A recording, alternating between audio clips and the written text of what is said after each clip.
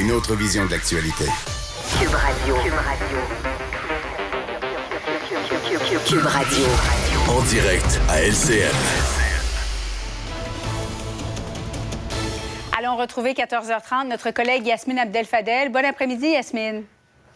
Bon après-midi, Julie. Alors, c'était le congrès de Québec solidaire en fin de semaine à Gatineau et les militants se sont élus une nouvelle co-porte-parole, Émilise Lessard-Terrien. Est-ce que tu l'avais vu venir? Honnêtement, non. Pas vraiment, non, du tout, en fait.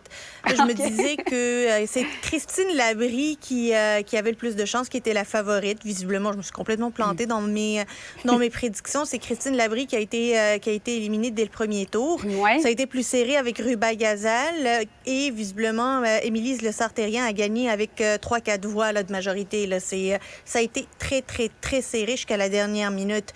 Mais force est de constater que les militants de Québec solidaire n'ont pas nécessairement suivi ce que les députés du caucus ont fait comme appui, parce qu'on a vu plusieurs députés, la grande majorité des députés, appuyer Christine Labrie. Il n'y avait que Vincent Marissal qui appuyait Émilise Lessard-Terrien et ça ne les a pas empêchés de l'élire comme co-chef.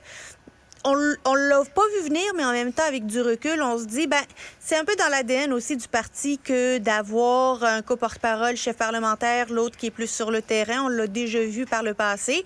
Mais moi, ce qui m'a surpris, c'est que Mme Lessard-Terrien a réussi à convaincre les militants que elle qui a perdu, qui en fait représente et symbolise le premier échec électoral de Québec solidaire, c'est la première à avoir perdu sa circonscription, elle a réussi à les convaincre qu'avec elle, malgré cette expérience, est capable de relancer le parti et d'aller à l'assaut des régions. C'est tout un pari visiblement qu'elle a réussi. Bon, qu'est-ce qui a retenu l'attention selon toi? Est-ce que c'est le vote à 90 pour Gabriel Nadeau-Dubois? Est-ce que c'est cette proposition qui a été adoptée pour une prochaine élection partielle pour la prochaine année, que ce soit une femme ou une personne non-binaire qui soit choisie? Est-ce que c'est d'augmenter le salaire minimum à 20 $ l'heure? Qu'est-ce qui a retenu l'attention, selon toi? Sérieusement, le 20 $ de l'heure, c'est juste régulier. Là, c'est normal. Ça fait partie des meubles dans les cahiers de proposition de Québec solidaire. On avait commencé par le 15, on est passé au 18, maintenant on arrive au 20. Je ne serais pas surprise de voir le 22 venir très prochainement. Ce qui m'a surprise, c'est... Surprise et non en même temps, c'est cette proposition d'interdire les investitures aux hommes dans les partiels d'ici les prochaines élections générales. Et je me disais, pourquoi? En fait, d'ici 2024, parce qu'ils veulent changer leur statut en 2024. Et je me dis, mais pourquoi? Quelle est l'urgence de faire voter une telle résolution? Pourquoi interdire? Parce que la discrimination positive, l'objectif n'est pas d'interdire aux uns ou d'interdire aux autres, c'est de dire...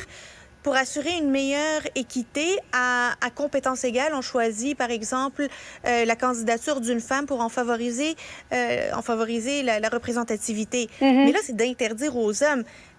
Il me semble que Québec solidaire, c'est un parti qui prône la décentralisation, qu'il y a des investitures qui font en sorte que les militants dans chacune des circonscriptions élisent leurs candidats.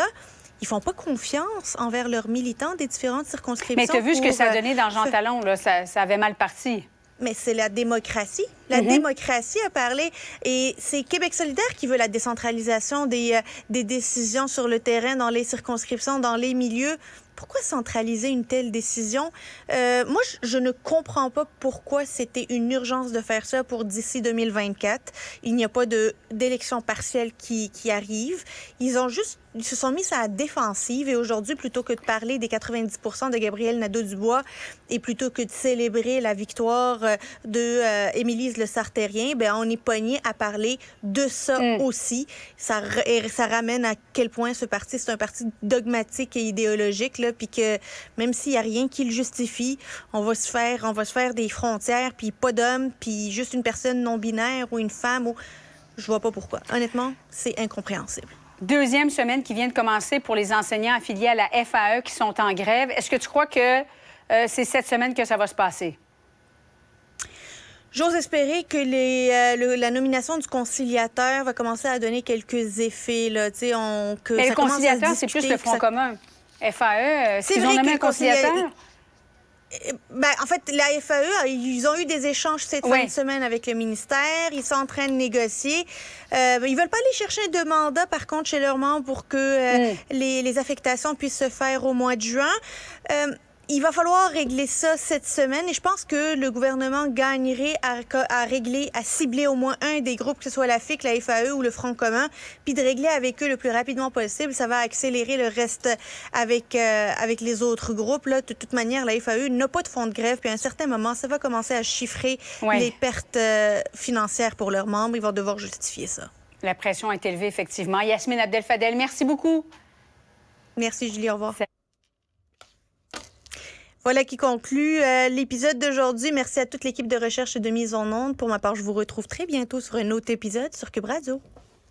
Cet épisode est maintenant disponible en balado et vidéo sur l'application et le site cubradio.ca, la plateforme audio québécoise où les contenus francophones sont fièrement en vedette.